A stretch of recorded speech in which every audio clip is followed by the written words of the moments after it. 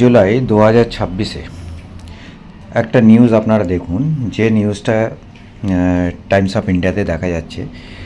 কলকাতা থেকে মেজর 460 বাস, new bus, যেটা আমাদের transport minister Arjun Singh announce করেছেন। 460 new bus will be introduction into the city fleet before Durga Puja. মানে দুর্গাপুজোর আগে 460টা বাস উনি নিয়ে আসতে চাইছেন রাস্তার ভিতরে। এটার মূলত কারণ হচ্ছে যে কলকাতার যে পরিবহন ব্যবস্থা, যেটা বিগত দিনে একদম টোটালভাবে বন্ধ হয়ে গেছে, ভেঙে গেছে, সেই সিস্টেমটাকে যাতে ঠিক করা যায়। কারণ দুর্গাপুজোর একটা বড় প্রেশার থাকে, লক্ষ লক্ষ মানুষ এই 4 থেকে 5 দিন দুর্গাপুজোর জন্য কলকাতায় ডে নাইট তারা এই পুজোটাকে একটা বড় সামাজিক কার্যক্রম হিসাবে তারাকে এনজয় করে। আর সেই সময় লাখো লাখো লোক যাতে কমফোর্টেবলি কলকাতার বুকে ঘুরে বেড়াতে পারেন, দেখতে পারেন পুজো মণ্ডপগুলো। নিয়ার অ্যাবাউট প্রায় 3000 পূজা মণ্ডপ হয় কলকাতায়, বিভিন্ন পার্শ্ববর্তী এলাকায়। তো সেই যে ভিড়ের চাপটাকে যাতে ঠিক করা যায়, সেই জন্যই অ্যানাউন্সমেন্টটা করেছেন মিনিস্টার অর্জুন সিং। এটা জুলাইতে। তো আজকে আমরা এই ব্যাপারটা নিয়ে একটুখানি ডিটেলে কথা বলার চেষ্টা করব এবং বোঝার চেষ্টা করব যে এটা থেকে আমাদের কি সুবিধে হতে পারে। নমস্কার, আমি অনুপ কুমার, আপনারা দেখছেন ডায়মন্ড নজরদারি।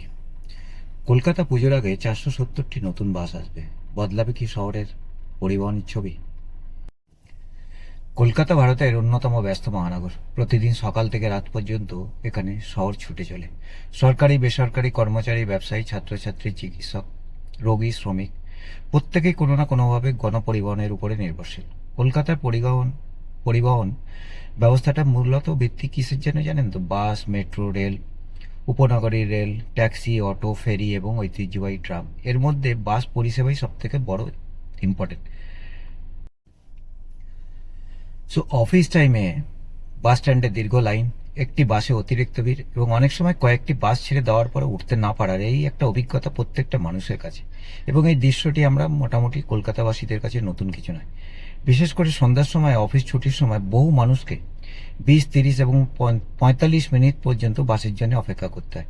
অনেকেই বাধ্য হয়ে বেশি ভাড়া দিয়ে ট্যাক্সি এবং অ্যাপ ব্যবহার করেন। এই সমস্যার সমাধান করতেই সরকারকে নতুন বাস নামানোর সিদ্ধান্ত নিয়েছে। সরকারের দাবি, নতুন বাস এবং পরিষেবার এলে অপেক্ষা যে সময়সীমা সেটা কমে যাবে এবং বিভিন্ন রুটে বাস বাড়বে এবং শহরের পাশাপাশি জেলাগুলো যেগুলো রয়েছে তাতেও একটা সুবিধা পাওয়া যাবে। এছাড়া নতুন করে ইলেকট্রিক এবং সিএনজি বাসের সংখ্যা বাড়ানো হচ্ছে, যা পরিষেবা এবং দূষণ কমানোর দিকে একটি ইতিবাচক পদক্ষেপ। এবার আসি দুর্গাপুজোর প্রসঙ্গে। দেখুন, দুর্গাপুজোটা পশ্চিমবঙ্গের সব থেকে বড় একটা উৎসব। এটি বাঙালির আবেগ, সংস্কৃতি এবং ঐতিহ্যের প্রতীক। কলকাতায় দুর্গাপুজোর আন্তর্জাতিক পর্যায় হিসাবে এটা একটা স্বীকৃতি পেয়েছে এবং প্রতি বছর শহর জুড়ে কমসে কম 3000-এর উপরে পুজো মণ্ডপ হয়। এই পুজো মণ্ডপে একটা বিশাল একটা ভিড় দেখা যায় এবং এই পুজো মণ্ডপের মেনলি বড় বড় থিম হয়, আলোকসজ্জা। সেই পুজোর এই 4-5টা দিন কলকাতার মানুষই নয় এবং কলকাতার আশপাশের জেলা, কলকাতার আশপাশের রাজ্য থেকে এবং দেশ বিদেশ থেকেও এখানে প্রচুর পরিমাণে লোক সংখ্যা বাড়তে থাকে। এই সময় শহরে বাস, ট্যাক্সি এবং পরিবহনের একটা বিরাট একটা যানজটের সৃষ্টি হয়। এই পুজোর আগেই রাস্তায় বাসগুলো নামানোর পরিকল্পনা নিয়েছে সরকার।